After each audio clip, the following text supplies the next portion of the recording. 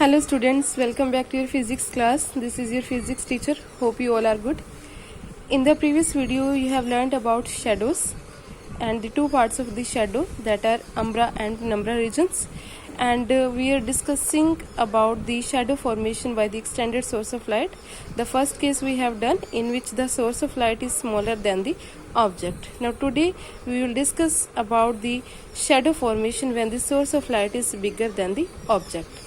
So here you can see, this is the shadow formation when the source of light is larger than the object. This is the source of light AB, this is the opaque object, that is PQ, and this is the screen over which the shadow of this opaque object will form when light from this source of light falls on the opaque object. So what happens in this case, when the source of light falls light on this opaque object, or simply we can say that when the light from this source falls on this opaque object, then both umbra and penumbra regions will be formed. As you can see, this source of light is bigger in size than the opaque object, then both umbra and penumbra regions will be formed. But you can see that the umbra region, that is A dash B dash, this umbra region is smaller in size than the two penumbra regions A dash B double dash and B dash A double dash. So umbra region is smaller in size than the both penumbra regions.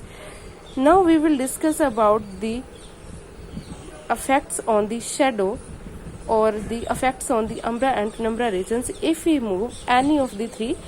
For example, if we move the source of light, if we move the opaque object, or if we move the screen towards or away, or we can simply say if we move the source of light and the screen away or towards the opaque object, what happens? So first case is that when the source of light is moved towards the object, when the source of light is moved towards the object, what happens? The size of penumbra, both penumbra increases, but the size of the umbra decreases. The size of the penumbra will increase. Imagine it, you can observe it when if we bring this source of light towards the opaque object, then the size of both the penumbra regions will increase, but that of umbra will be decrease. So this is the first case, and the vice versa will happen. And secondly, if we move the screen away from the object, if you move this screen, this is the previous situation or the previous position of the screen, and after that if you move the screen here, this is the screen which is moved backwards, then what happens? The size of the penumbra again increases and the umbra will decrease. As you can see, the size of the umbra goes decreasing if we are moving the screen backwards or if we are moving the screen away from the object. So these are the two cases in which both the penumbra regions are increasing in size, but the umbra region is falling in the size, or we simply can say the umbra region becomes smaller in size. So this is the case that if the screen is moved backwards, the umbra region becomes smaller and then totally disappears. That means if we bring the screen more away from the opaque object, then a time will come when the umbra region will become smaller and it will totally disappears. It will totally disappear. That means it will not be visible to us at all. And if we can also observe that the penumbra will also go spreading, it will also keep on spreading, and it will become fainted, and finally it will also become unobservable. Means कि जब हम screen को move करेंगे backward तो क्या होगा, umbra reason small होता जाएगा, और इसकी वजह से एक टाइम आएगा, एक पॉइंट ऐसा आएगा जहाँ पर ये विजिबल नहीं होगा, but along with that the penumbra region will also expands and it is going spreading and fainting, and it will also become finally unobservable. So here is the concept. That's why the birds, when flying, they are flying in the sky, they do not cast shadow on the land. What is the reason? The reason is same here, because the sun is an extended source of light. In this case, the sun is an extended source of light whose size is much bigger than that of the bird. Bird is an opaque object, and bird casts a fainted and large penumbra which is not visible at all.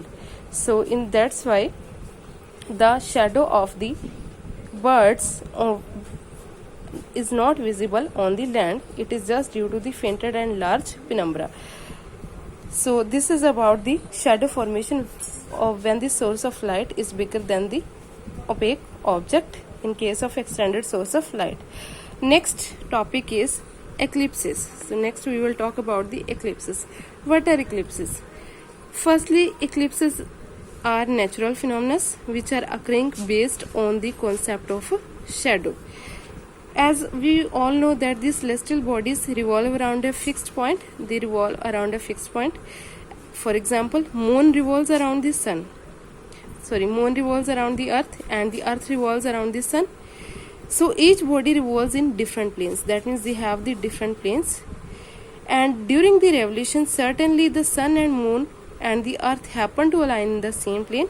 So in such cases, the sun acts like a light source. Either moon or earth act as an opaque object and thus cast a shadow on the earth or on the other. Let me explain this through the. Firstly, we have to understand about the phases of the moon.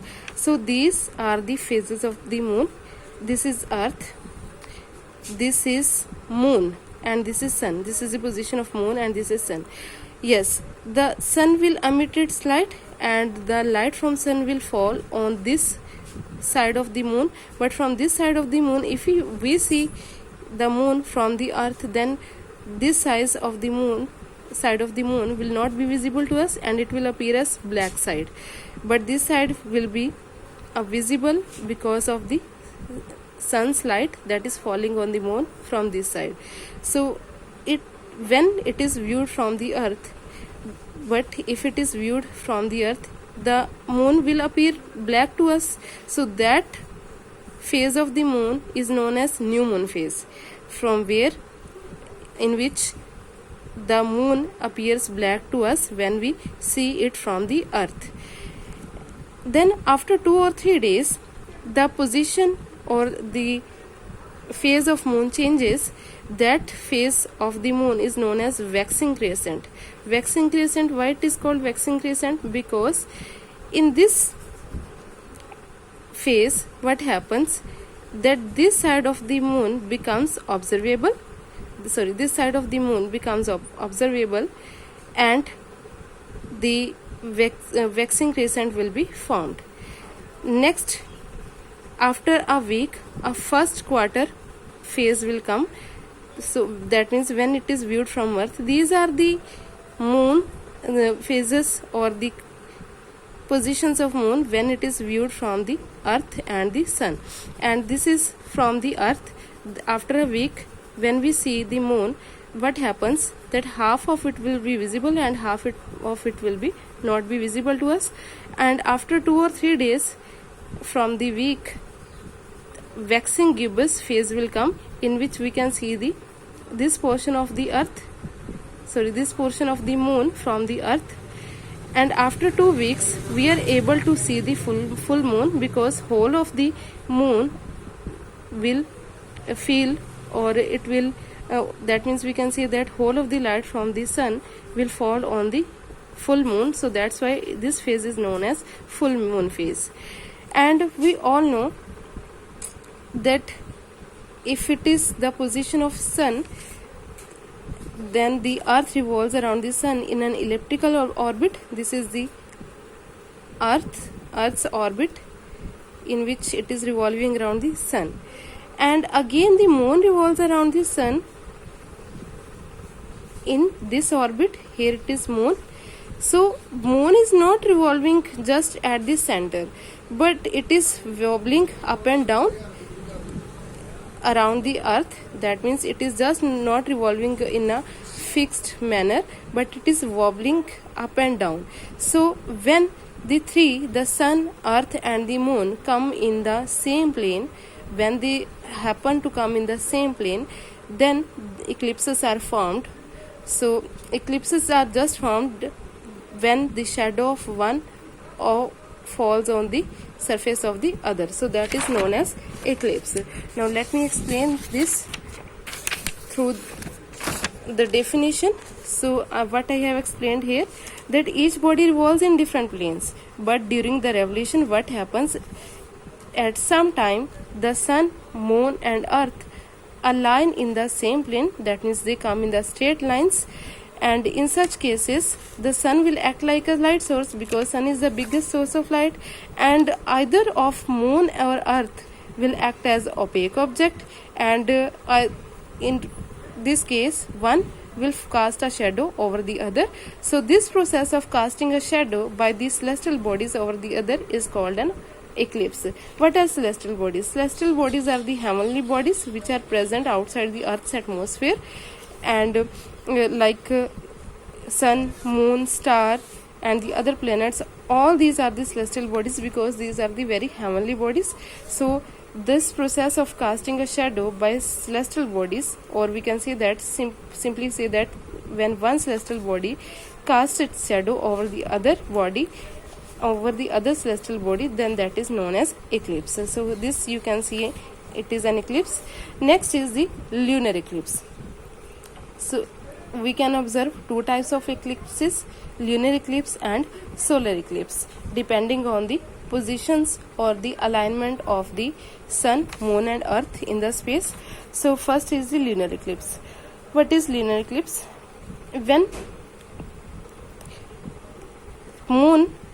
When the sun, moon and earth are aligned in a straight line with the earth in the middle, then that type of eclipse is known as lunar eclipse. Or simply we can say that when earth comes in between sun and moon, then the shadow of earth falls on the moon. So the eclipse that occur is known as lunar eclipse. The lunar eclipse can occur only during the night of a full moon. Why it can occur only the night of a full moon? Because in the full moon we can easily observe the moon from the earth. The full moon will be observable to us, so that's why it will occur on the full moon and it can be observed on the earth. And during lunar eclipse what happens? The earth blocks the light which is supposed to fall on the moon, and thus it casts a shadow on the moon's surface. On this day the moon would look reddish as it reflects the red light coming from the sun. So here you can see the positions of the earth, moon and sun during the lunar eclipse. This is moon, this is sun and this is the earth. And this is the lunar eclipse. Here you can see this is earth which is casting its shadow over the moon when light is coming from the sun, and when it falls on the opaque earth and its shadow will formed on the surface of the moon. So here you can see that the darker shadow will be formed in the umbra region, and these regions are known as the regions with the partial shadow, that are known as penumbra regions. Simply we can say that lunar eclipse can be partial when a part of the moon may be visible, or it can be a total when moon is not visible at all. From here if we see the lunar eclipse standing at this position, then the moon will be not visible to us at all, and this region will be known as umbra region, and this type of eclipse will be known as total lunar eclipse. But when we will see the moon by standing in the penumbra region, then that type of eclipse will be known as partial lunar eclipse. So this is about the lunar eclipse, and the type and duration of the lunar eclipse depends on the positions of the moon and the earth and the sun in the orbit. So that means for what time they happen to come in a straight line. So it depends upon the positions of moon, sun and earth in the space. So when moon is in the umbra region of the earth, the eclipse will be total in this case, and when the moon is in the penumbra region of the earth, then the eclipse will be partial in this case. So this is about the lunar eclipse. Next is solar eclipse. What is solar eclipse? So solar eclipse occurs only when the moon comes in between sun and earth, and the shadow of moon falls on the surface of earth. So this type of eclipse is known as solar eclipse, and solar eclipse can occur only the new moon day. Why it can occur only the new moon day? Because on the new moon day it can cast its shadow receiving the light from the sun, and it can cast shadow over the earth's surface, and the region where the light is darker or where the shadow is darker, that region is known as umbra region, and the shadow having the fainted part, that is known as the penumbra region. So during the solar eclipse, the moon obstructs a portion of light coming from the sun and casts a shadow on the earth's surface. If we are in the umbra region, if we are standing on the earth in the umbra region, then we will experience a total solar eclipse.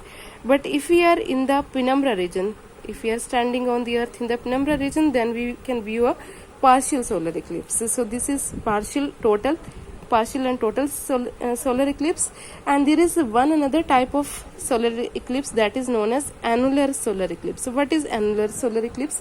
If only a bright ring is seen around a certainly eclipsed area, then we see a ring shaped eclipse. That means only a ring is formed, then that type of solar eclipse is known as annular solar eclipse. So this is about the solar eclipse, and these are the positions of sun, earth and moon during solar eclipse that you can see here and here. Now next are the precautions that are to be taken while observing the solar eclipse. So lunar eclipse can be seen with the naked eye because it doesn't have any harmful radiations that can come to our eyes. But as we know, sun has UV radiations which are coming to the earth's surface. So that's why whenever we want to see the solar eclipse, we should use the special eclipse glasses which blocks the harmful radiation from the sun. So or simply we can make a center, we can take a cardboard and we can make a hole in the center of the cardboard, and we can project the image of the sun on the wall, and we can simply see the solar eclipse. So we must protect our eyes while watching the sun and solar eclipse. This is because the sun's UV radiations can damage our eyes, leading to serious complications or even blindness. And for that we can use the special eclipse glasses, or we can just see it through the hole of the cardboard that is made in the center, and we can project the image of the sun on the wall for the observation. So this is about the lunar and solar eclipses.